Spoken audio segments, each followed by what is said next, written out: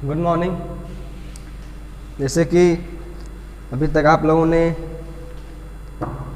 कक्षा 12 में जो विज्ञान का पहले चैप्टर में पढ़ा, पुष्पीय पौधों में लैंगिक जनन, पुष्प में जनन कैसे होता है, विभिन्न प्रकार से पढ़ा। तो आज का जो टॉपिक है, जो आज हम पढ़ेंगे, वो है परागण। परागण कहते किसे हैं?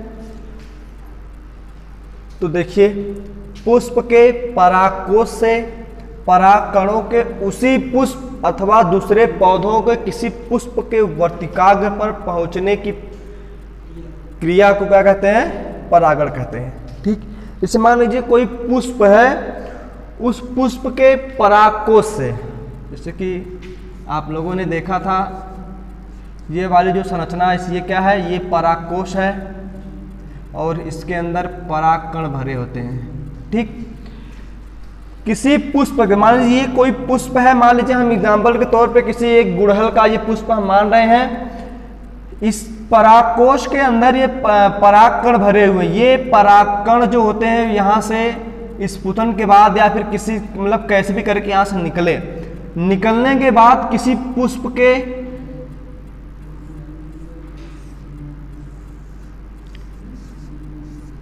मान लीजिए ये क्या है? यही क्या वर्तिकाग्र है। किसी पुष्प के वर्तिकाग्र पर पहुंचते ये परागकण, मान लीजिए यहां से यहां तक पहुंचे, ये उसी पुष्प के मतलब उसी पेड़ के उसी पुष्प पर या फिर किसी अन्य पुष्प के वर्तिकाग्र पर पहुंचते हैं, वो प्रक्रिया क्या कहलाती है? परागण कहलाती है। मतलब परागकोश से परागकणों का निकलना और निकल करके किसी पुष्प के वर्तिकाग्र तक पहुंचने की जो प्रक्रिया होती है, वो क्या कहलाती है? परागण कहलाती है। परागण जो होता है वो दो प्रकार से होता है। जो पहला है स्वपरागण और दूसरा है परपरागण। तो देखते हैं स्वपरागण किसे कहते हैं। स्वपरागण, स्व मीन्स होता है स्वयं। क्या होता है? स्वयं। मतलब जैसे मान लीजिए कोई पुष्प है या मतलब मान लीजिए कोई पौधा है, उस पे जो पुष्प लगे हुए हैं वह ऊपर से टूटता है या फिर किसी हवा के माध्यम से हिलता है। हिलने के बाद उसका जो परागकण है वो क्या करता है? वो नीचे गिरता है। मतलब जो गिर रहा है उसके संपर्क में कोई पुष्प आता है, वो पुष्प से टकराता है, टकराने के बाद वो उसके वर्तिकाग्र तक पहुंच जाता है। वो प्रक्रिया क्या कहलाती है? स्वपरागण। मतलब इसमें किसी माध्यम का प्रयोग नहीं हुआ। क्या हुआ? वो पुष्प टूट करके या फिर वो क्या हुआ? गिर रहा था, गिरने के बाद वो अलग पुष्प से टकराता है, टकराने के बाद क्या हुआ? उसका जो परागकण था वो उसी पौधे के दूसरे पुष्प के वर्तिकाग्र तक क्या होता है? पहुंच जाता है। वह प्रक्रिया क्या कहलाती है? स्वपरागण। मतलब वह परागण, मतलब वह परागण जो खुद से हो वो क्या कहलाता है? स्वपरागण कहलाता है। ठीक, और दूसरा है परपरागण। पर मीन्स होता है दूसरा। क्या होता है? दूसरा। जैसे मान लीजिए मतलब उसका जो माध्यम है वो दूसरे माध्यम से हो। जैसे मतलब किसी के माध्यम से जो होने की मतलब परागण की वह प्रक्रिया जो किसी माध्यम से हो, वो क्या कहलाता है? परपरागण कहलाता है। परपरागण जो होता है वो जो न्यूनतम होता है वो 3 माध्यम से होता है। जो पहला है वायु। क्या है? वायु। ठीक, मान लीजिए वायु के द्वारा कोई परागण होता है। ठीक, वायु के द्वारा कोई परागण होता है। तो जैसे मान लीजिए कि हवा के माध्यम से कोई परागकोश से परागकण निकलता है और निकलने के बाद वह हवा के माध्यम से आकर के किसी दूसरे पौधे के पुष्प से टकराता है या फिर उसके वर्तिकाग्र पर पहुंचता है। वह प्रक्रिया क्या कहलाती है? वायु परागण कहलाती है। वायु परागण मतलब परागण की वह विधि जो वायु के माध्यम से पूर्ण होती है, क्या कहलाती है? वायु परागण।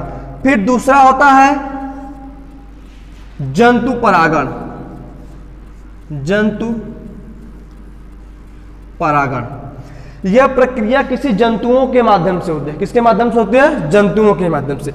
जंतुओं के माध्यम में सबसे अच्छा जंतु होता है परागण के माध्यम में माना जाता है मधुमक्खी।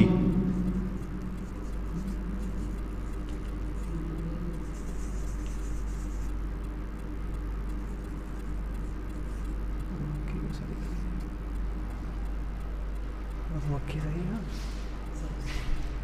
क्या है, मधुमक्खी है। ठीक, जो मधुमक्खी है वो जंतु परागण का बहुत अच्छा और बहुत सही एग्जाम्पल है। ठीक, मतलब जैसे मान लीजिए कोई एक अलग पुष्प है या फिर कोई पुष्प है, उसमें क्या हुआ, मधुमक्खी वहां पर उसके पुष्प पर जाकर के बैठती है।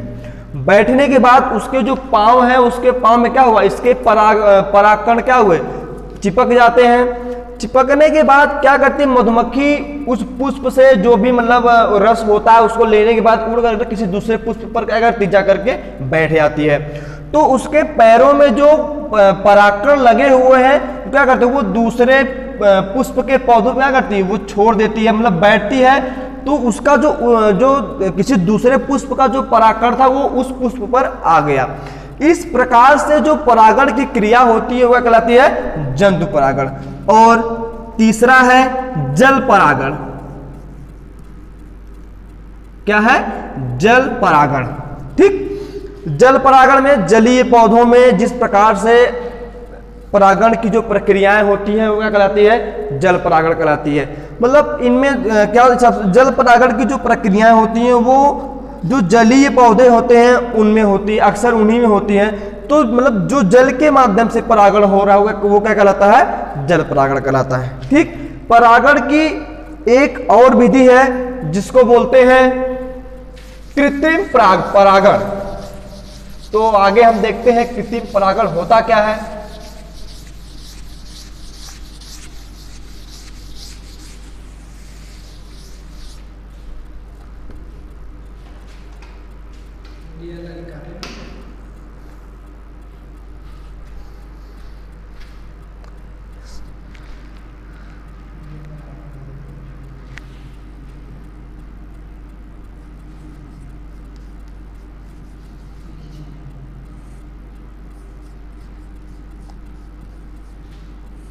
कृत्रिम परागण। ठीक,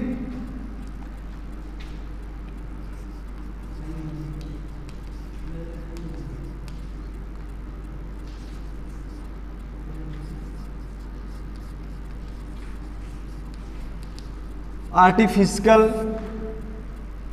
पॉलिनेशन। ठीक, कृत्रिम शब्द जहां पे जुड़ गया, कृत्रिम मिस होता है मनुष्यों के द्वारा। किसके द्वारा, मनुष्यों के द्वारा। जो परागण क्या हो, मनुष्यों के द्वारा कराए जाते हैं वो क्या कहलाते हैं, कृत्रिम परागण कहलाते हैं। कृत्रिम परागण जो होता है वह दो विधियों से होता है या फिर दो प्रकार से होता है। तो जो सबसे पहली विधि है वह कहलाती है विपुंसन। क्या कहलाती है, विपुंसन। इमोकुलेशन।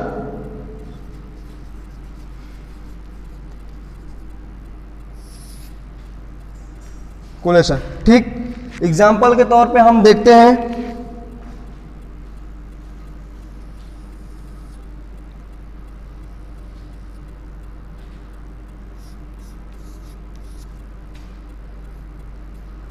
जैसे मान लेते हैं ये कोई पुष्प है,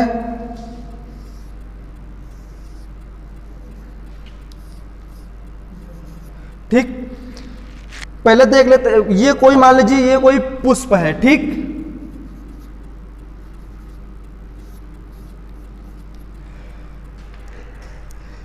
इस पुष्प के क्या हुआ, मतलब मान लीजिए इनमें हम क्या करते हैं, कृत्रिम परागण कराना है तो क्या करेंगे, जो इनका जो परागकोश है इस परागकोश को हम क्या करते हैं, काट करके निकाल देते हैं। क्या करते हैं, काट करके निकाल देते हैं। क्यों निकालते हैं, निकालते इसलिए हैं क्योंकि इसका जो परागकण है, इसके मतलब इस परागकोश के अंदर जो परागकण है, इसका जो परागकण है इस पुष्प के वर्तिकाग्र पर ना पहुंचना पाए। ठीक, मतलब हम चाहते हैं किसी दूसरे पुष्प का जो परागकोश है वो इस पर, या फिर हम इसका जो संकरण होता है वो हम किसी दूसरे पुष्प से कराएं।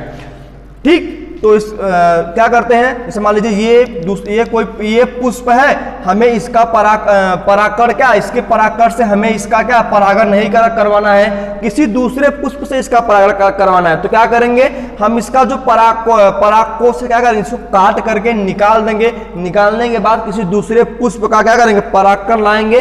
परागकण लाने के बाद इसके वर्तिकाग्र पर रखेंगे और फिर क्या करेंगे, ये अपना पूरा क्या परागण की प्रक्रिया कंप्लीट करेगी। तो परागकोश को काटना ही क्या कहलाता है, विपुंसन कहलाता है। क्या कहलाता है, परागकोश को काटना ही विपुंसन कहलाता है। विपुंसन कहलाता है। ठीक, मतलब इसके परागकोश को काट देना, यह प्रक्रिया क्या कहलाती है, विपुंसन कहलाती है। और ये हम काटते क्यों हैं, इसलिए क्योंकि इसका जो परागकोश है हमें इस पुष्प मतलब इस पुष्प के वर्तिकाग्र तक ना पहुंचने पाए, इसलिए हम क्या करते हैं, इसके परागकोश को काट करके निकाल देते हैं, किसी दूसरे पुष्प से इसका क्या करते हैं, परागण करवाते हैं। यह प्रक्रिया कहलाती है विपुंसन। और फिर उसके बाद जो दूसरा है,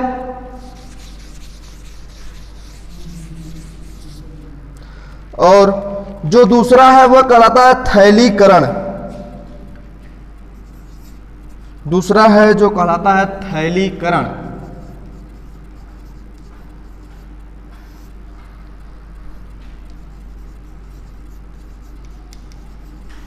बैगिंग। ठीक, इसे मान लेते हैं ये कोई पुष्प है,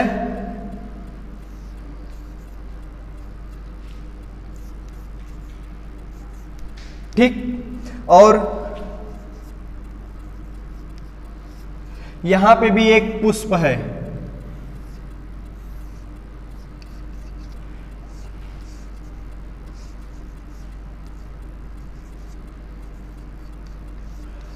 यहां पे भी कोई पुष्प है। ठीक, क्या करेंगे हम, इसका जो जैसे मान लीजिए हमें इस पुष्प का परागकोश जो परागकण है हमें इस पुष्प पर लाना है, या फिर हम कह लीजिए इस पुष्प का जो परागकण है हमें इस पुष्प के परागकण पे लाना है। तो क्या करेंगे, बैगिंग की जो प्रक्रिया होती है वो क्या करते हैं, मान लीजिए हमें इसका परागकण जो है हमें इस पर ला करके क्या परागण करवाना है। तो क्या करेंगे, इसका जो परागकोश है हम इसको क्या करेंगे, इसको पूरा किसी पॉलीथीन से या फिर किसी क्या करेंगे, इसको बांध देते हैं। ठीक, बांधते हैं, बांधने के बाद क्या करते हैं, इसका मतलब किसी दूसरे का मतलब किसी दूसरे का या फिर इसी का जो परागकोश हो, इसका जो परागकण होता है इसके वर्तिकाग्र तक नहीं पहुंच पाता है। मतलब जो हमारी मर्जी होगी, जो हम चाहेंगे वो इसके जो परागकण होता है इसके वर्तिकाग्र पर हम पहुंचा सकते हैं। तो क्या करते हैं, हम अपने मन चाहे या फिर जो हमारी जो मर्जी होती है हम उसके आधार पर उनको क्या करते हैं, जैसे मान लीजिए हमें इस पुष्प का परागकण यहाँ तक पहुँचाना है, तो हम इस यहाँ से क्या करेंगे, यहाँ से क्या करेंगे, इसके परागकणों को निकालेंगे और निकालने के बाद इसके वर्तिकाग्र पर क्या करेंगे, पहुँचाएंगे। यह प्रक्रिया क्या कहलाती है, बैगिंग कहलाती है। ठीक, तो आज परागण हो गया, परागण के प्रकार हो गया, परागण कैसे होता है।